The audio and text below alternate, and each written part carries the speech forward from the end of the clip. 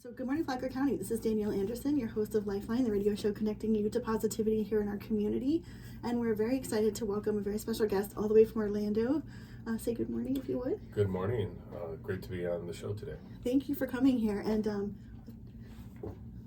Yes, can you hear me okay? yeah, there you go. That's perfect. Okay. We don't want you guys to miss a thing. So for folks who haven't met you yet, we were very lucky to hear you speak today at the Tiger Bay Club.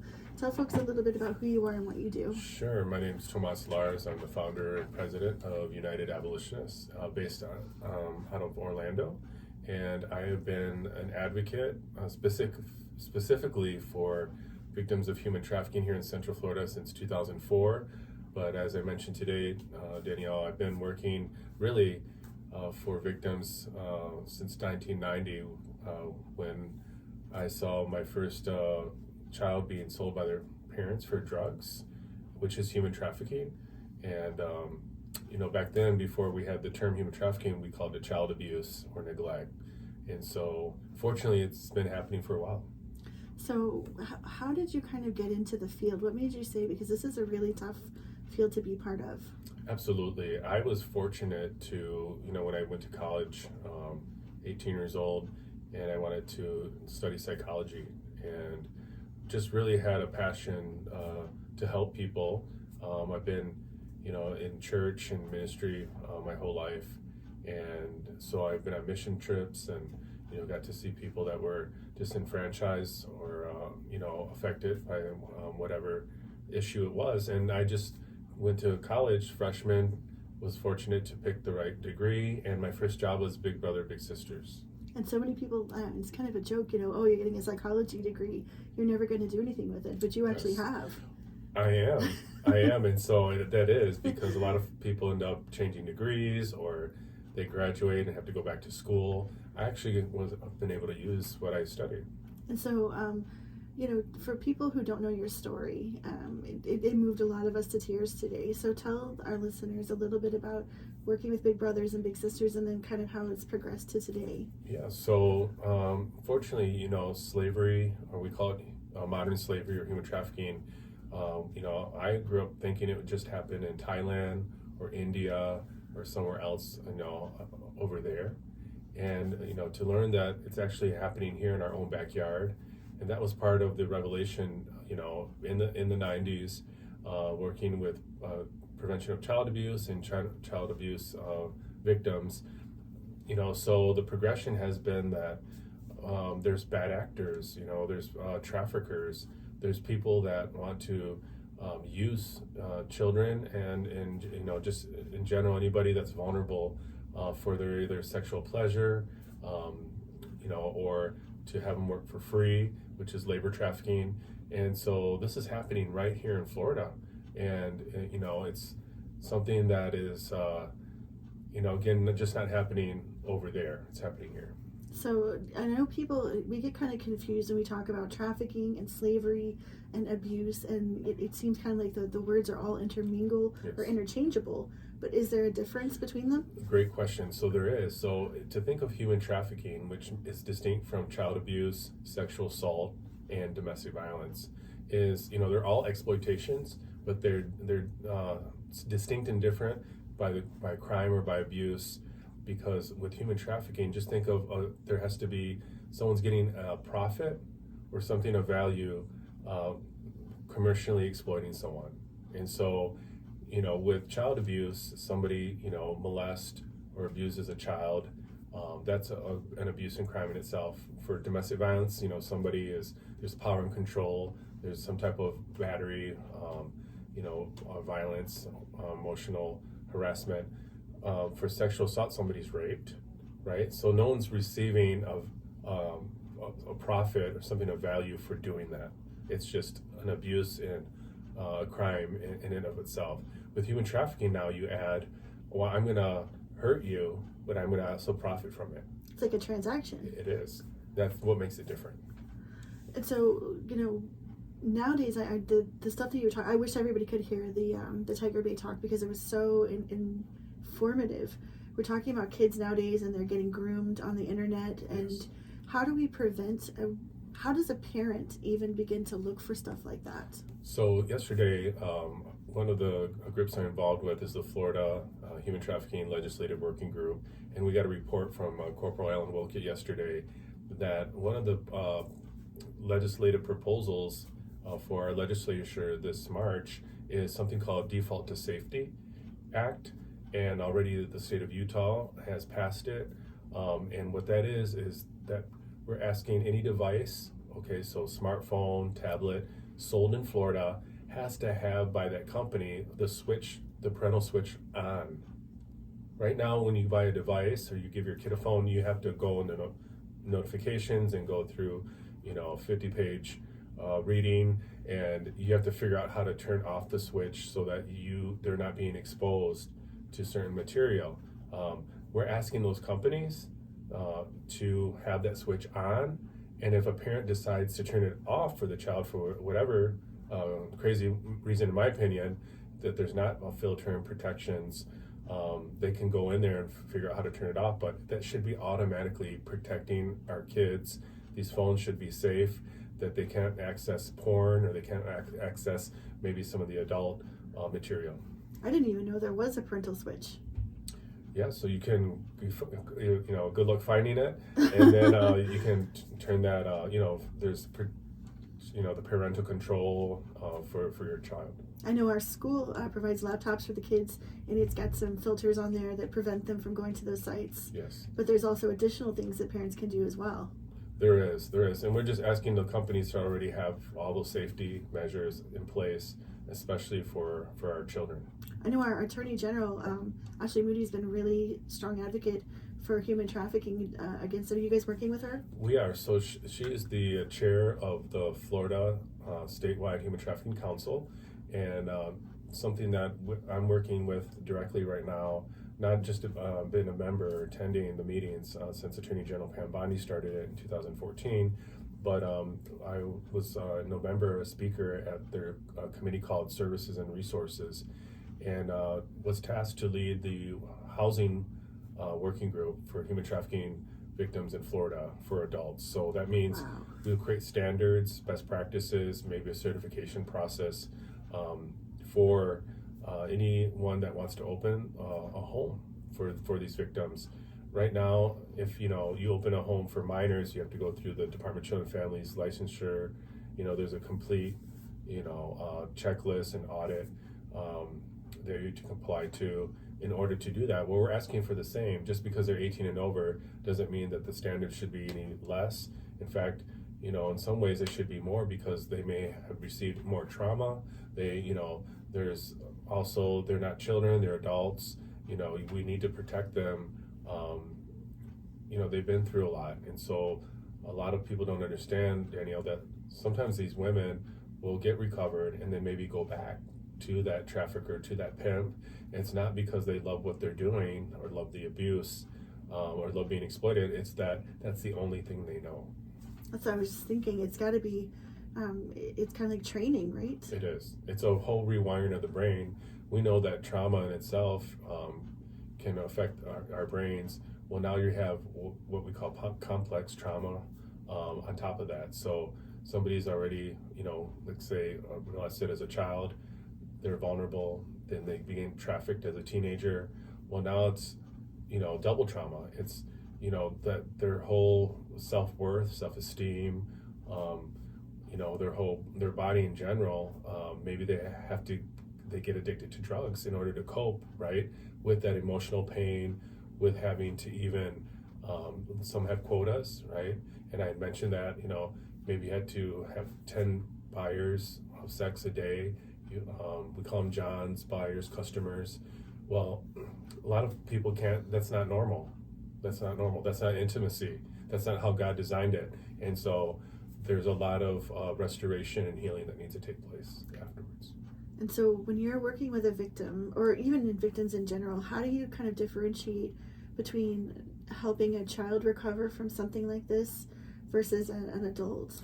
So the children, we know their brains aren't fully developed, and a lot of times it's been more difficult for the care providers sometimes to work with the juveniles or the children, because they a lot of them still have or believe that whoever they got connected with is really for them. They may think it's a boyfriend. They may think it's somebody, and I know this sounds crazy because anybody being abused or raped, you would think it'd have the opposite, but we call it Stockholm syndrome, victimology. They believe that it's all like an unfounded loyalty, and so a lot of times with the kids, they think too, you're going to take away my phone, I have to go to this, maybe a place that seems like a prison, one of those safe houses, which they can't, their phone's everything, right? Yeah. Especially when maybe they grew up having that more of that independence. And so you take that away because they don't allow it at the safe houses. Maybe they've already been exposed to substances, right? And so now what they're coping with, they can't have any longer. They still are immature, so they think things are glamorous, maybe getting that nice Coach purse or the things that they're given temporarily. So it's a lot of times more difficult to work with that population versus somebody who's older, who's already seen the ugliness of that world, the lies, years and years of sleepless nights. It's a different psychology. It kind of seems like Jeffrey Epstein and the things that those younger girls were exposed to, where it seemed really, really cool and meeting great people. Yes. and exactly that lifestyle. That's a great documentary to watch if folks haven't, because it really shows you how the grooming takes place and how that brainwashing occurs. So how can a parent combat, you see your child starting to go down that slippery slope with somebody who loves them, can you combat or even stop something like that? So it's all about empowerment. The traffickers and even a lot of the trends we see with recruiting and grooming, they're not going after a youth or a child who has a healthy self-esteem, who maybe feels loved. Right? We always say a lot of the victims were looking for love in all the wrong places, and so that can happen with somebody, from a wealthy family that doesn't feel loved. Maybe the parents, work all day or whatever, they feel neglected of, or somebody, that's homeless. Love is love, and so I think that would be the number one thing is, really that attention and that love that child needs to receive. Listening to them is critical, and it's also parents, paying attention to who their children are connecting to. Again, that's why we're talking about the devices, whether it's an iPad, a computer, or a smartphone. Because when somebody feels fulfilled, when somebody knows that they're loved, when somebody feels purpose, it's harder to get somebody to believe, because it's like any other brainwashing. Your family doesn't love you, we love you. That's why unfortunately gangs grow, because that young person may feel like that's their only family they have, even though it's toxic. A lot of them said, I'd rather be with toxic love than no love at all. And so it's really important that families strengthen, right? And even if parents are separated or divorced, that they put that child first, to let them know that they're important. It's not a money thing. I know money is just it's a blessing, but it also can be, as we know, a curse. But it's really that attention, that love, that self-worth that child needs to experience. And this can be a young man or a young woman, right? It happens to both. We don't hear a lot about the boys, because just like in any crime or abuse, boys don't maybe report right away or report at all. There's a shame and a guilt. With a lot of the boys, maybe they connected with who they thought was someone of the opposite sex on the internet. Maybe they sent an inappropriate picture, video, or we're now dating. And I know that's hard sometimes for the older generations to understand the dynamic that's going on in the digital world. Then they find out they were deceived. That was really another someone of their own gender. They're devastated, especially if they don't identify as maybe being gay or whatever. Right. And so there's a lot of shame, a lot of guilt. They don't tell anybody. but now they're vulnerable to be manipulated even further. So do you see these young people recover who've been rescued? So we're just talking about that on the way here today, is the blessing after so many years, of working with some of these individuals, because they have to know that we're not going away either. A lot of them have had broken promises, broken dreams, authority figures who said one thing and did another. And so it's really consistent, even when we first recover them, that there is trust and rapport that's begun to be built. And it takes time because they've just had so many broken promises their whole life. And so over the years, we see where they may want help and then they don't, then they come back, they end up, in a good program. We continue to, if they want, connect with them. Maybe we were able to give them birthday or Christmas gifts. Maybe help them, get connected to vocation or college or whatever they decide to do, education. And so a lot of them have been coming back now just because I've been doing this for so long and saying, thank you, this is where I'm at now. Maybe they're thriving, maybe they have their own family. So just that, Danielle, in itself makes it all worth it. Makes all the ugliness we have to see, the secondary trauma we get, just the evil of this fallen world makes seeing that individual, right, restored, healed, thriving, makes it worth it. I was gonna say, do they ever become mentors or peers for others who are going through the same thing? And we're very careful. No one's ever coerced into anything. They have to say, I want to now give back to the same population. Most don't. Yeah. Most want to forget the nightmare and move on with their life. But some are saying, definitely, I want to give back. I want to help. I don't want other girls or boys to go through what I had to go through. So when you go and talk about the older women or men who have been kind of sucked into this and trafficked, how do they kind of recover, and what kind of life can they expect to or hope to even have? Yeah, so it's possible. There's been women recovered, in their older years. It's not just kids or teens or college and career age. Some of them, they started off being trafficked. Then when they were not pretty enough or got older, the traffickers just kind of released them on their own. But that's a lot of them, that's all they knew was that lifestyle. So they go into sex work or prostituting and end up in it for many years. And it's miserable because they come now and we say, okay, no, we have opportunity to, again, for a vocation, college. What are your dreams? And sometimes you have to take them by the hand, because what does that mean?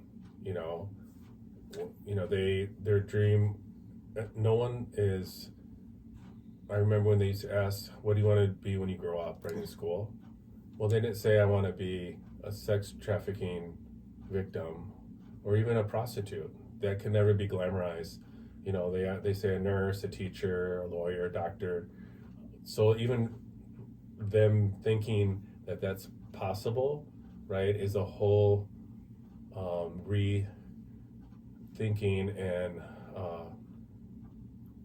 that's a whole too that we maybe take it for granted, right? Those of us who have not been abused in that form or trafficked, but the whole mind has to be renewed.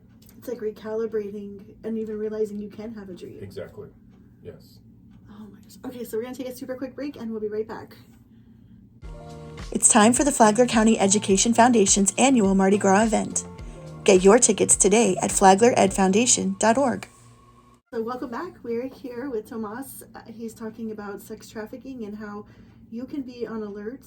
Tell people who don't know, what are some of the things that we should be looking for? We're not trained professionals. Is there anything like that we can do or should do? I think that if we train a lot of first responders, hospitality workers, transportation workers, healthcare workers, So let's start in that realm where you may be on those front lines, right, in your profession.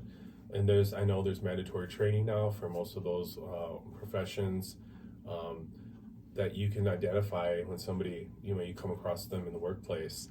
In the community, I think that sometimes it's harder to identify someone, but it's not. It's important that we do still have eyes and ears, right? So you see something, say something. Yeah. It's the same concept. You see someone, if somebody's being abused, if you hear a neighbor screaming, you call the police, right? If it's domestic violence, or if a friend in school got raped, you have them, call the authorities. It's the same kind of concept with this, is that, somebody may be, we're speaking to young people today from a local school, that if they see something, change with a peer, maybe they had, a certain self-esteem, and now you see like, wow, they're different. They're kind of, you can see that something's affecting them. To really be that friend, right? To connect and don't judge, and we know that the anti-bullying and all that, because you don't know what that person's going through. And so remember, they're being recruited even online, and so you don't know who they met, right, on social media or the internet. They may think they fell in love, and then they realize this is maybe a bad situation.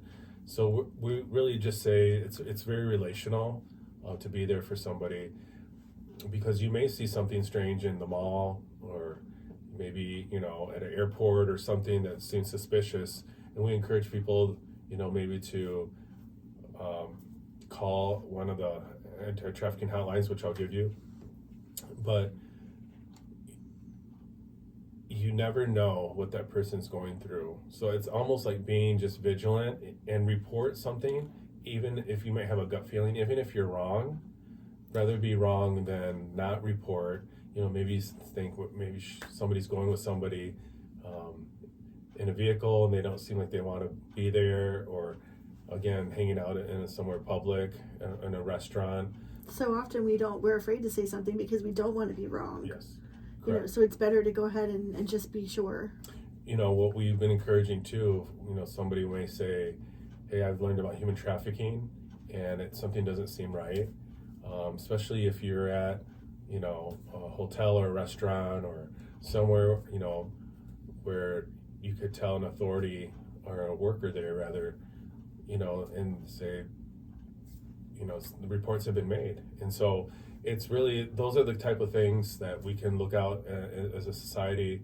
But just really, if anything, Danielle, is that parents and our students, or anybody really, I mean, there's people that are trafficked on the internet in their 20s, right, because they met their boyfriend, is really be cautious of somebody connecting with you that you really have no idea if that's even their profile.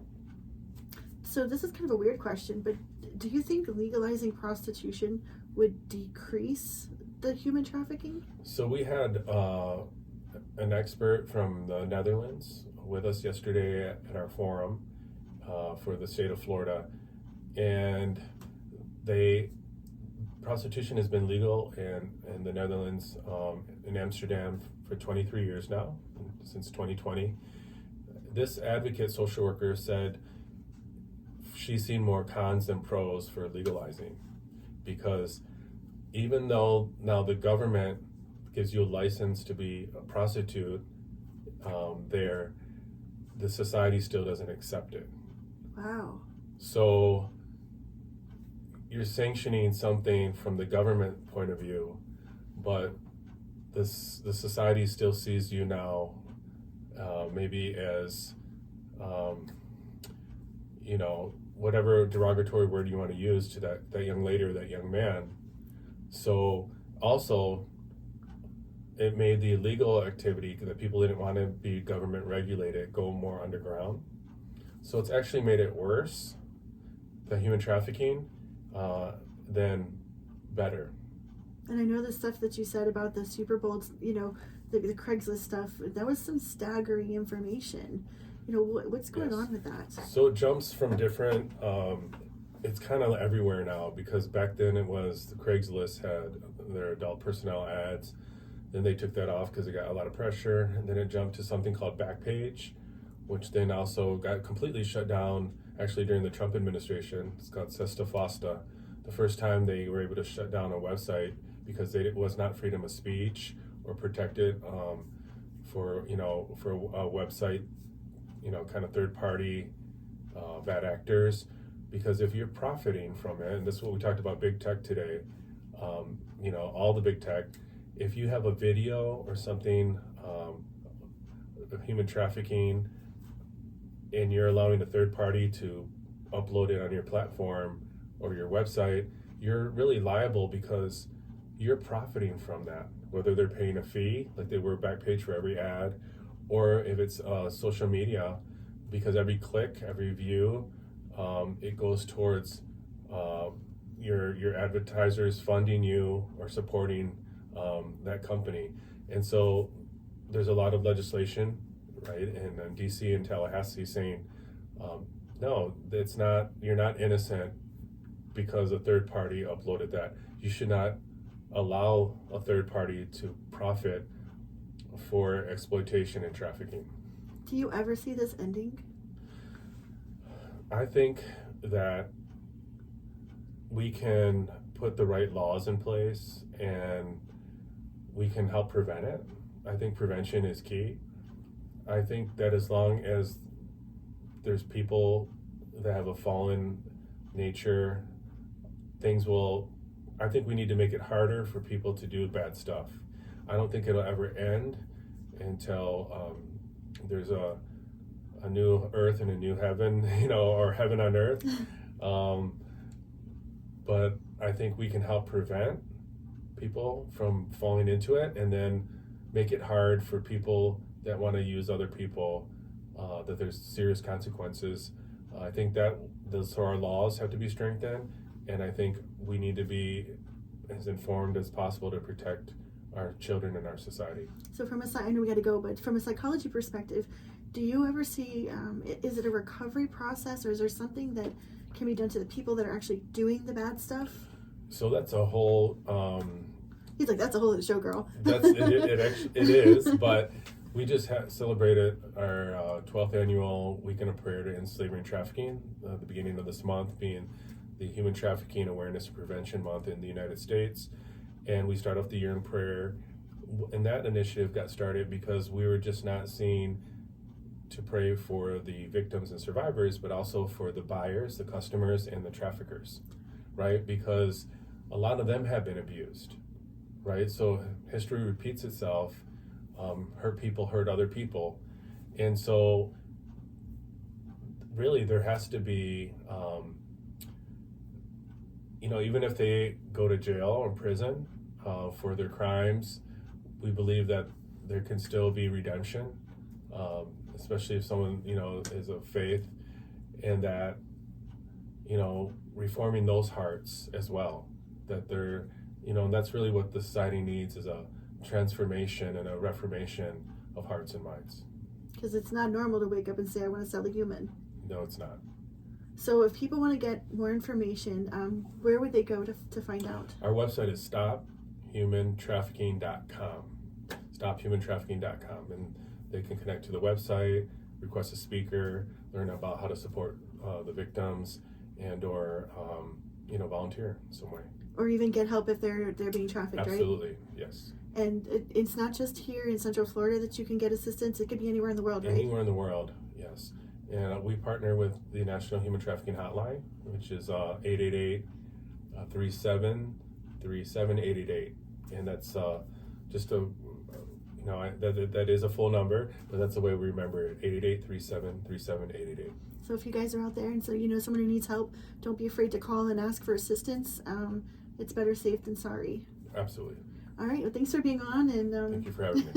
We want to thank the Flagler County Education Foundation and also Joe Wright and the Quantum Family of Businesses, Flagler News Weekly, and WNZF for sponsoring the show. And if you have any questions, there's always free assistance available, so don't be afraid to reach out. You guys have a great week, and we'll see you next weekend.